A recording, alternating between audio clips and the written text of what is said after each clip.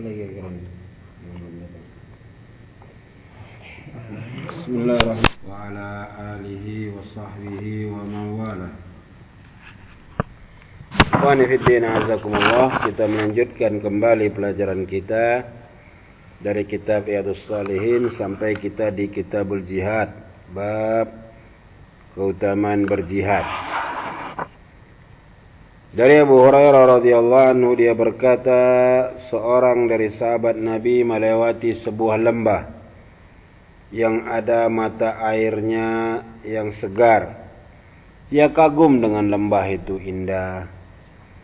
Kata dia, kalau aku dijauhi manusia, aku tinggal di lembah ini, mungkin bagus. Tapi aku enggak akan lakukan sampai aku minta izin kepada Rasulullah SAW.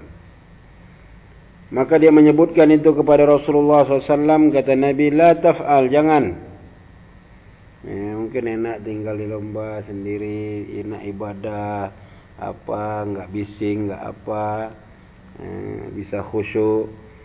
Kata Nabi, fa inna muqama ahadikum fi sabilillah afdal min salatihi fi baitihi 70 aman. Sungguhnya posisi tempat berdiri salah seorang kalian di jalan Allah itu lebih afdal daripada salat dia di rumahnya 70 tahun. Awak berdiri di situ lebih afdal daripada 70 tahun salat di rumah. Ala tuhibbuna yaghfirallahu lakum wa yudkhilakumul jannah? Apakah kalian tidak ingin Allah ampuni kalian dan Allah masukkan kalian ke dalam surga? Ughzu fi sabilillah, berperanglah kalian di jalan Allah. Suruh naik perang sana. Man qatala fi sabilillah fuwaqa naqa, siapa yang berperang di jalan Allah walau sebentar saja, wajabat lahul jannah, wajib dia masuk surga. Rawahu Tirmidzi.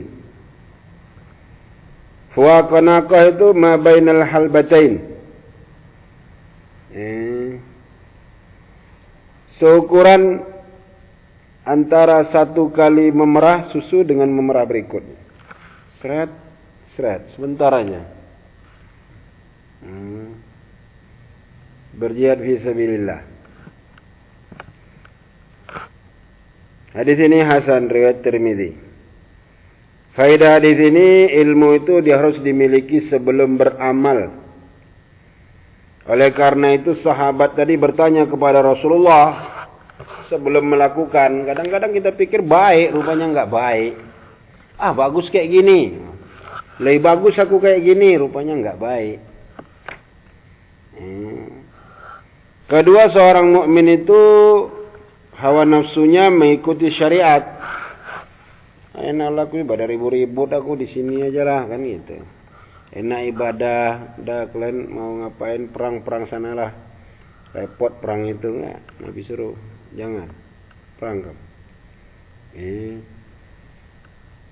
Jadi umat Islam itu berperang untuk kedamaian. Itu yang dipakai sama Amerika sekarang, kayak berperang untuk kedamaian. Jadi polisi dunia dia. Dituduhnya Islam disebarkan dengan perang. Dituduhnya Islam suka berperang, padahal yang suka berperang. Bom atom Hiroshima Nagasaki itu kan Amerika yang jatuhkan itu.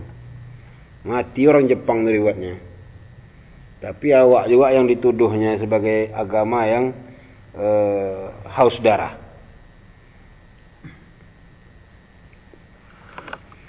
Ketiga, adab sahabat bersama Rasulullah.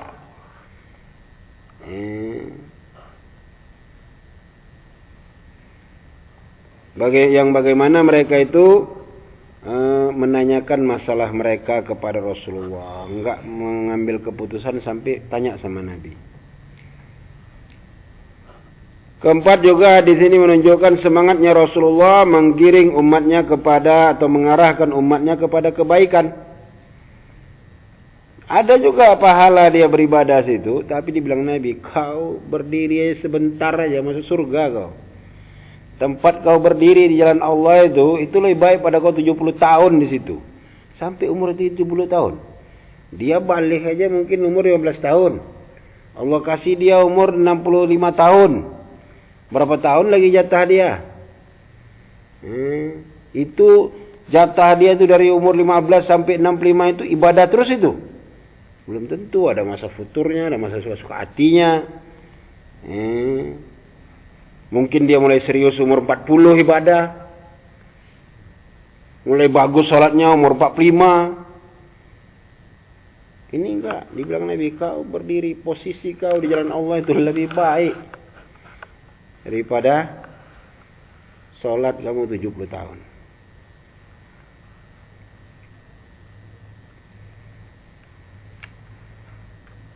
Oleh karena itu Nabi menunjukkan kepada para sahabatnya amalan yang berisi pahala besar dan derajat yang tinggi.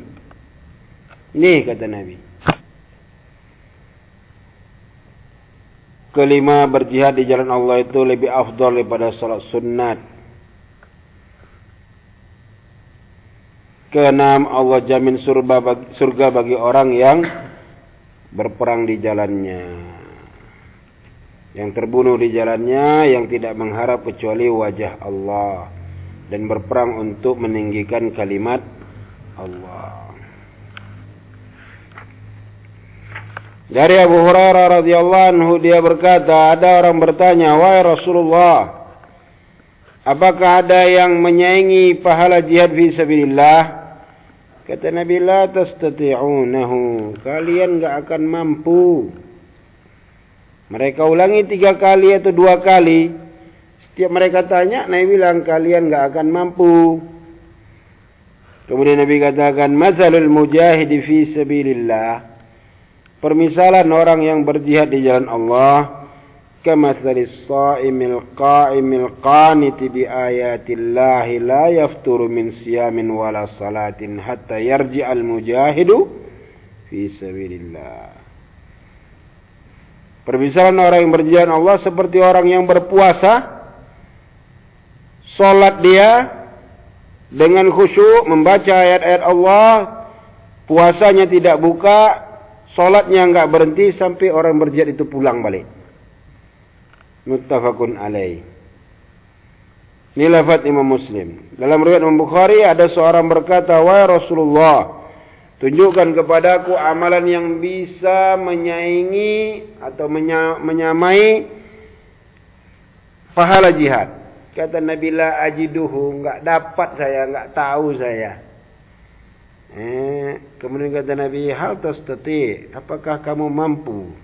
Idza kharajal mujahidu, bila seorang mujahid itu keluar, antadkhula masjidaka fataqumu wala taftur wa tasuma wala tuftir, apakah kau mampu? Dia keluar dari rumahnya pergi berperang. Wah, kau keluar juga dari rumahmu masuk ke masjid. Kau salat enggak putus-putus. Kau puasa enggak buka-buka, dia solat, dia berangkat perang 1 bulan. Wah, yang awak sebiji ini solat 1 bulan enggak berhenti. Puasa enggak buka 1 bulan. Wah, 1 hari aja enggak tahan ya. Ini dia bertugas 1 bulan. Bisa, kalau bisa menyainginya kata Nabi. Itu solat 1 hari aja ngayal-ngayalnya itu berapa jam pula lagi kan? Gimana buang air besar, buang kecilnya tuh? Makan sarapan pagi, makan siang, makan malamnya. Kata Nabi, kau sholat enggak berhenti, kau puasa enggak buka. Kalau bisa, bisalah kau nyanyi. Kata dia, waman yastati'u dzalik. Siapa yang sanggup kayak gitu? Ya udah, karena bilang la ajiduhu, enggak dapat saya. Ada yang bisa menyainginya. Faedah di sini memberikan ilmu begitu agungnya perkara jihad.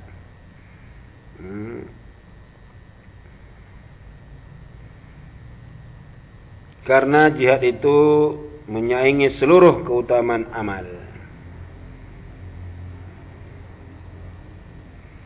Kedua, keutamaan amalan itu tidak bisa dicapai dengan kias, perbandingan. Karena dia adalah kebaikan dan keutamaan dari Allah bagi siapa yang dia kehendaki.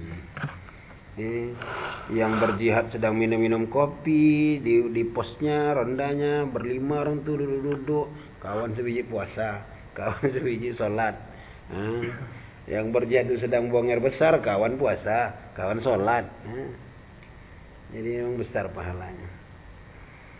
Dari Abu Hurairah radhiyallahu anhu bahwasanya Rasulullah SAW bersabda, min khairi ma'asyin nasi lahum rajulun mumsiku bi anani farasi fi sabilillah yatiru ala matanihi kullama sami'a hay'ah aw faza'ah tara alayhi yabtaghi al-qatla wal mauta madannahu aw rajulun fi ghunaymatin fi ra'si shaghafatin min hadhihi ash-shughaf أو بطن واد من هذه الأودية يقيم الصلاة ويؤتي الزكاة ويعبد ربه حتى يأتيه اليقين ليس من الناس إلا في خير.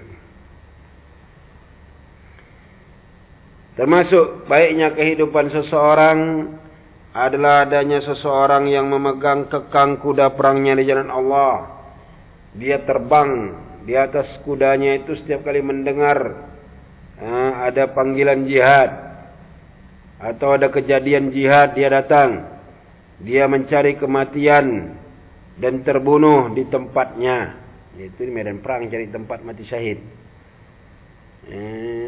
Atau juga baik seorang yang tinggal di bersama Hunaimah, sebagian mengartikan dengan kambing-kambingnya, sebagian mengartikan dengan hartanya, sedikit hartanya, di puncak-puncak bukit atau di lembah-lembah. Dia solat situ, zakat, menunaikan zakat, beribadah kepada Allah sampai mati. Itu juga baik. Para muslim. Tapi ini kalau dilihat dari tadi, ya afdal jihad fi sabilillah. Dari Abu Hurairah radhiyallahu anhu bahwasanya Rasulullah SAW bersabda, "Inna fil jannati mi'ata darajatin a'addaha Allahu lil mujahidin fi sabilillah."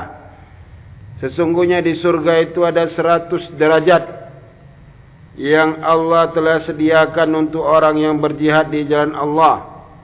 Ma bainad darajataini kama bainas sama'i wal ard. Antara satu tingkatan dengan tingkatan berikutnya seperti antara langit dan bumi. Kalikan 100. Itu derajatnya. Rawahul Bukhari. Faedah hadis ini menjelaskan keutamaan berjihad di jalan Allah. Jadi karena nyawa awak selembarnya, satunya, ya betul-betul lah jihadnya. Jangan emosi aja. Jangan terprovokasi. Harus yakin. Yang ngasih fatwa itu betul orang berilmu, bukan orang antah berantah yang ngasih fatwa. Jihad. Nah, tahu-tahu bukan jihad. Hati-hati. Tanyanya sama ulama. Ini kayak mana nih wahai alim? Ulama, kalau bisa yang tua, yang dia sabar, tidak terbawa emosi dalam memberikan fatwa. Cerita sama mereka nih, kejadiannya nih kayak mana? Ada nggak jihad di sini? Tanya. Jangan ulama yang masih muda-muda diangkat sebagai ulama, terus diprovokasi oleh orang, terprovokasi dia, enak aja mengeluarkan fatwa jihad, padahal akhirnya kekacauan yang terjadi. Tuh, perlu hati-hati.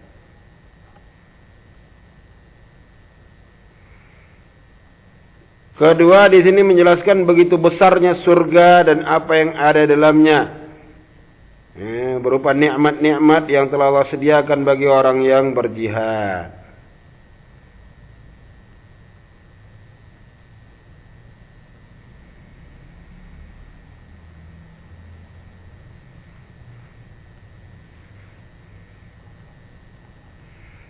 Hadis ini juga menjelaskan bahwasanya surga itu bertingkat-tingkat, berderajat, dan masing-masing mendapatkannya menurut apa yang dia amalkan. Hadis berikutnya dari Abu Sa'id Al-Khudri radhiyallahu anhu bahwasanya Rasulullah SAW bersabda, "Man radiya billahi rabban." siapa yang ridha kepada Allah sebagai Tuhannya, wabil Islami dinan, dan Islam sebagai agamanya, wabi Muhammadin rasulan, dan kepada Muhammad sebagai rasul, wajabat lahul jannah, dia masuk surga. Fa'ajibalah Abu Sa'id, maka kagum Abu Sa'id kepada ucapan Nabi itu. Kata dia, ulangi untuk wahai Rasulullah. Diulangi Nabi lagi ucapan tadi. Kemudian kata Nabi, wa ukhra yarfa'ullahu bihal abdu mi'ata darajatin fil jannah. Ada juga keutamaan lainnya. Allah tinggikan hamba itu 100 derajat di surga. Ma baina kulli darajataini kama baina as-sama'i wal ardi. Antara satu tingkatan dengan tingkatan berikutnya seperti langit dengan bumi. Kata dia, wahai Rasulullah, apa itu yang bisa membuat hamba itu dapat itu? Kata Nabi, al-jihadu fi sabilillah, al-jihadu fi sabilillah. Berjihad di jalan Allah, berjihad di jalan Allah. Ya 10 tahun Nabi di Madinah. Dikumpulkanlah semua perang Nabi itu.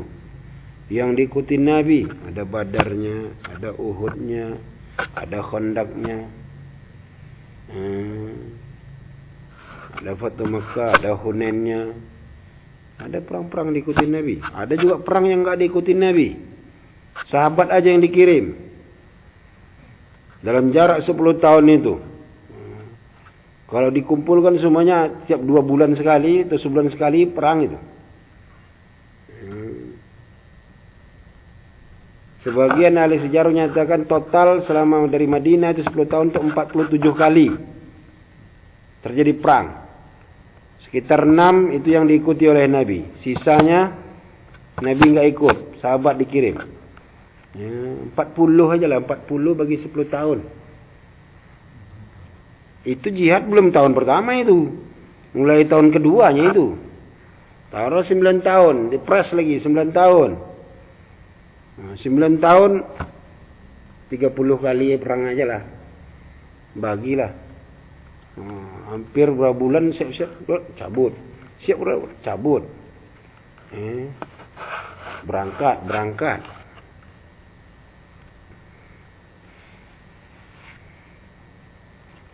Faedah hadis ini, cintanya para sahabat Rasulullah untuk mengetahui kebenaran, pintu-pintu mengetahui kebaikan dan pintu-pintu kebaikan serta sebab-sebab kebaikan. Juga di sini memberikan faedah begitu agungnya keutamaan atau perkara jihad fi sabilillah.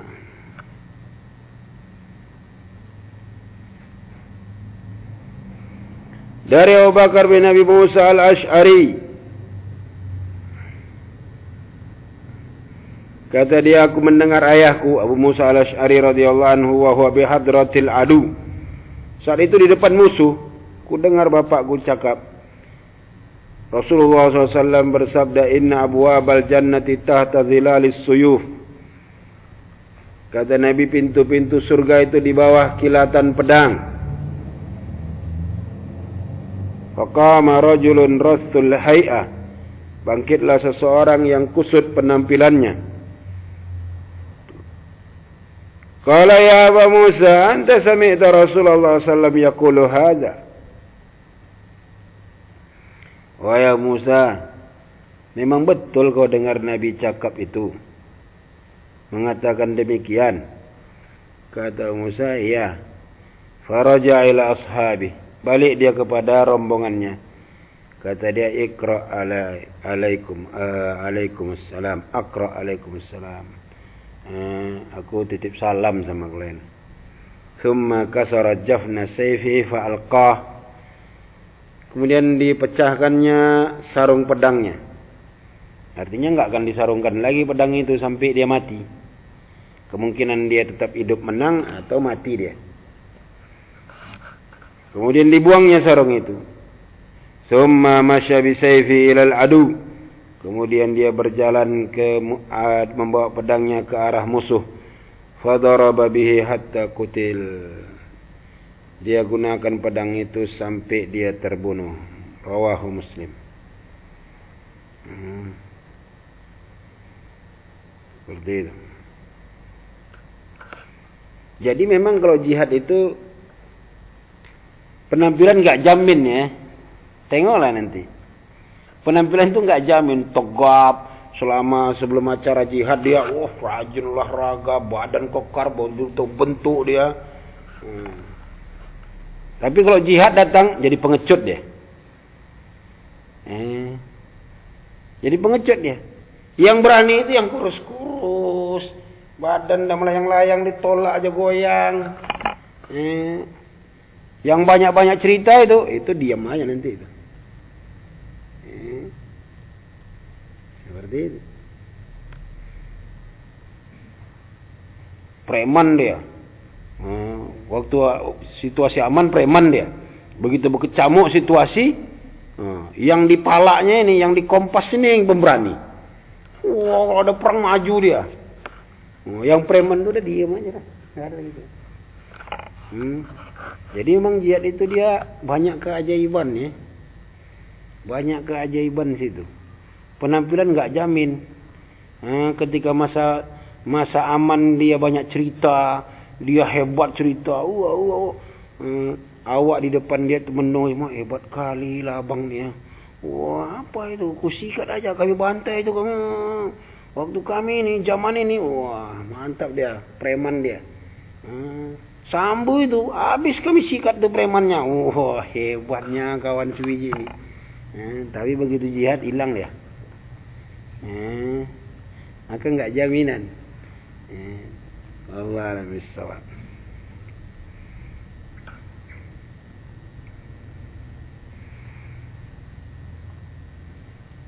Rawahu Muslim, hadis riwayat Imam Muslim. Faedah hadis ini, para sahabat Rasulullah itu menyampaikan ilmu dari Rasulullah seperti yang mereka dengar.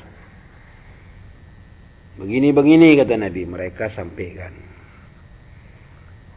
Kedua, di sini berisi anjuran untuk berjihad fi sabilillah secara ucapan dan perbuatan.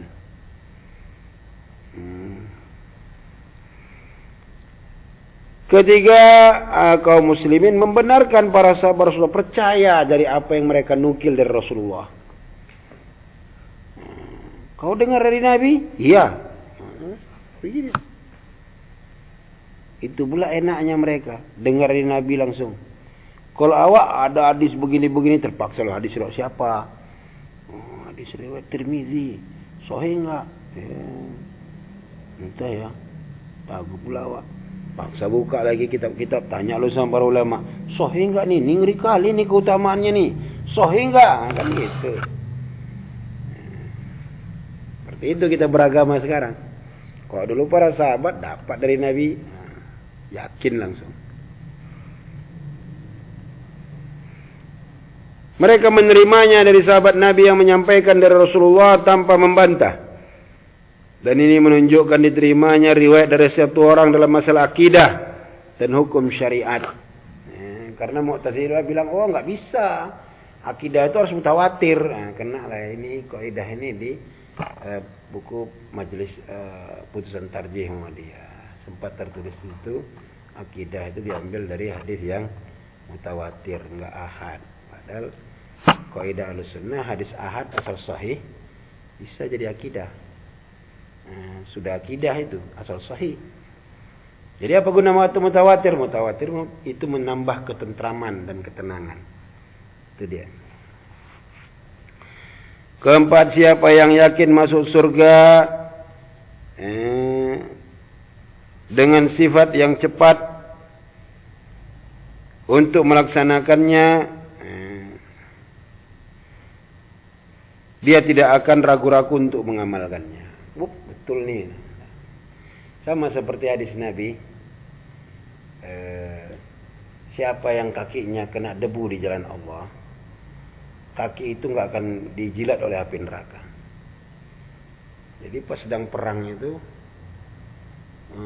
ceritalah sahabat nih, Nabi SAW bersabda, siapa yang kakinya kena debu di jalan Allah, tidak akan Allah haramkan neraka untuk menjilatnya. Ini tabi'in, wah, ini hebat nih hadisnya nih. Terus dia agak jauh dari situ, terus teriak dia, wah fulan, apa yang kau dengar dari Rasulullah SAW? Oh Pak sahabat ini paham, oh ini maksudnya menyampaikan ilmu ini. Dia bilang, aku dengar, teriak dia, aku dengar Rasulullah SAW bersabda, siapa yang kakinya terkena debu di jalan Allah, Allah haramkan neraka untuk menjilatnya. Jawab dengan keras. Terus pasukan yang dengar itu, yang dari kuda, turun dari kudanya. Yang dari unta, turun. Semua jalan kaki. Wah, semua jadi jalan kaki. Karena apa? Mau mendapatkan keutamaan di situ. Allah alhamdulillah.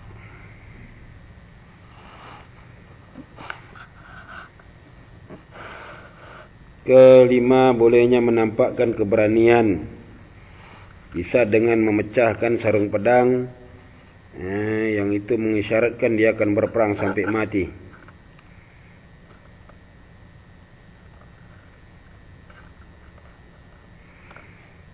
Hadis berikutnya dari Abu Abs Abdurrahman bin Jabr radhiyallahu anhu, dia berkata, Rasulullah SAW bersabda, "Maghbarrat qadama 'abdin fi sabilillah fatamassahu an-nar." Riwayat Bukhari. Bila kedua kaki hamba itu berdebu di jalan Allah, neraka tidak akan menjilatnya. Tidak akan kena api neraka kaki itu. Hadis ini menunjukkan begitu agungnya keutamaan jihad fi sabilillah.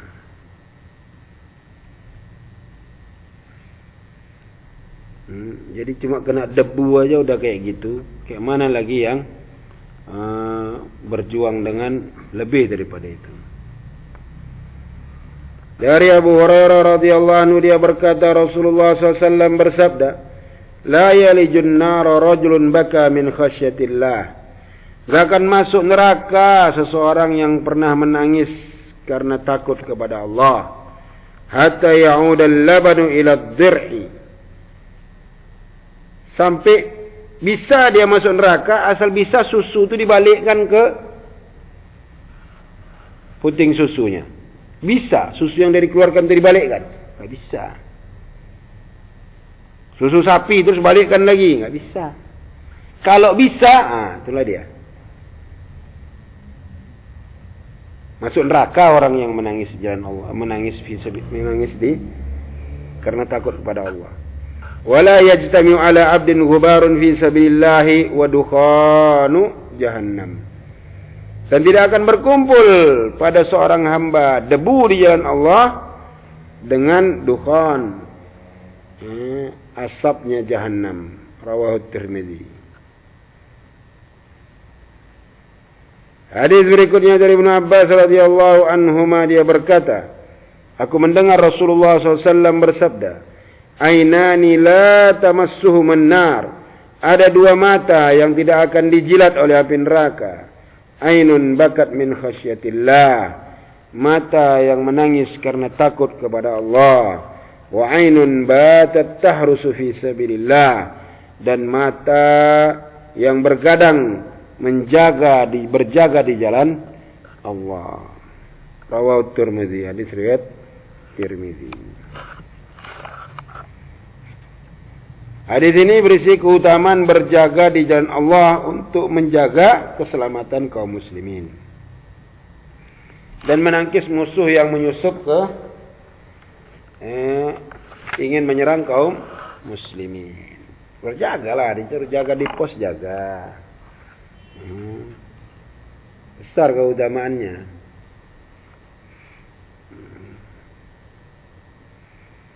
Kedua, keutamaan menangis di jalan Allah.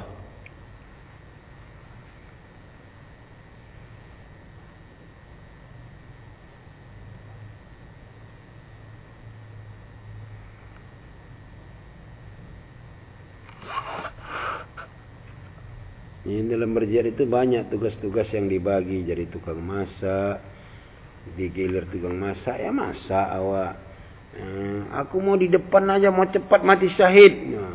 Kenapa? Banyak kali problem di rumah nih, mau mati aja awak. Nggak bisa lah gitu. Seperti itu. Bisnis pun dah nggak lancar, apa-apa dah payah, usaha dah payah, mati aja lawak. Cocok pula ini jihad fisabilillah ni. Bisa seperti itu. Niatnya mesti ikhlas lillahi ta'ala. Keutamaan berjaga di jalan Allah subhanahu wa ta'ala. Disuruh jaga, jaga. Misalnya ketika berjalan, awak disuruh sebagai gantian diundi kau di depan. Jadi umpan ranjau awak. Ya udahlah jalanlah awak. Kau depan nih, kita nggak tahu nih ada ranjau nggak ini lembah nih. Kalau ada kau duluan lewat. Siap diundi nama awak keluar. Ya udahlah, jalanlah. Seperti itu. Nggak bisa pula dibilang komandan awak nih mak menjual darah awak, dia enggak. Karena kita menjadi bemper untuk teman-teman yang ada di belakang. Apalagi dia diundi pula, cabut nomor pula awak. Awak kena tunjuk. Ya udah, jalanlah, bismillah. Karena ada ranjau-ranjau musuh dan segala macam, perlu hati-hati. Terpaksa harus jalan pasukan itu, ya udahlah, awal lah. Biasanya secara normal ya kalau ada ranjau cari jalan lain lah kan gitu. Waalaikumsalam.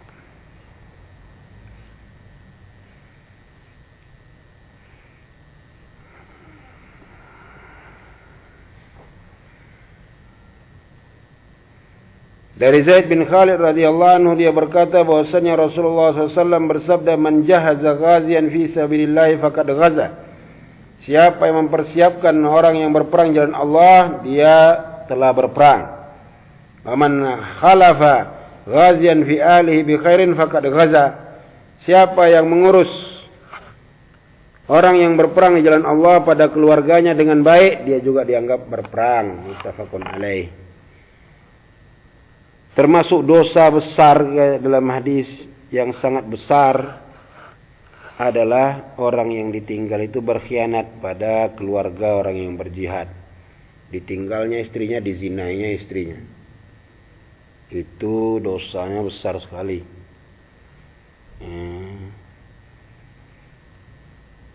Itu dia.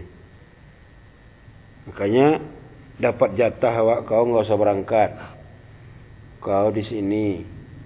Kau tugas kau mencari dana untuk keluarga yang ditinggal. Ya udahlah, awak jalanilah. Nanti kau kalau mau terjun ke medan perang kau 3 bulan lagi. Berapa orang sini yang ditinggal keluarganya? Si pulang berangkat. Berapa orang? 30 orang berangkat. Ya, ini punya anak 2, ini punya anak 3, ini enggak punya anak. Ini itu dicari. Carilah kita kepada muhsinin, orang yang ditinggal ini. Cari ini ada. Kita berangkatkan jian orang ini tinggal keluarganya begini. Tolong dibantu. Ya udah, dibagi. Berapa dapat dibagi. Seperti itu.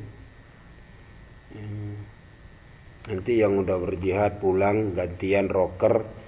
Gitu juga, jangan pula dia berkhianat. Orang di sini ngurus keluarga dia pulang nggak mau pula ngurus. Atau disuruh pulang nggak mau pulang pula dia. Enggak, aku di sini aja. Mana bisa, gantian lah.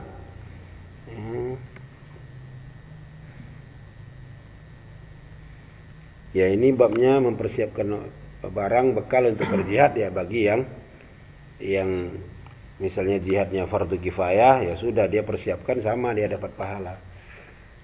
Orang yang berperang itu kalau dia pakai kendaraan dia dapat jatah 2 kali. Seperti itu. Biasanya kalau perangnya jauh, ini nggak bisa berangkat, dia punya kendaraan, ya udah si fulan pinjam kendaraan dia. Kalau nanti perang menang, ya udah. Dia dapat 2 bagian, dia dapat, yang punya kuda dapat juga. Kan begitu bagian ghanimahnya. Kalau yang berangkat mati, ya kudanya pulang, ya balik kudanya sama dia. Allah alam bisawab. Itu ada sistem pembagiannya. Atau dia pas mau disuruh berangkat udah bersiap-siap. Terjadi juga dalam riwayat, ada sahabat yang udah mau berangkat sakit, ada yang mau berangkat nggak punya kendaraan, kata dia pergilah kepada fulan.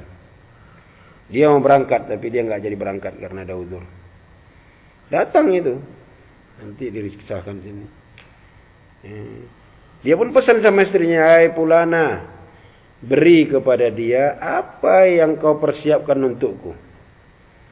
Jangan ini kan bukan laki aku yang berangkat nih. Udah ini nggak usah nih. Enak kali dia. Ini untuk laki aku nih. Ini nggak usah. Ini kau ada kuda, kau tempat duduknya yang keras ini sama kau. Udah. Enggak. Sahabat itu bilang berikan kepada dia apa yang kau persiapkan untukku. Udah. Seperti itu. Wallahu a'lam bishawab. Kita cukup sampai di sini. Insyaallah kita lanjutkan di pertemuan selanjutnya. Jazakumullahu khairan atas perhatiannya. Mohon maaf atas kekurangannya. Wa akhiru da'wana alhamdulillah rabbil alamin.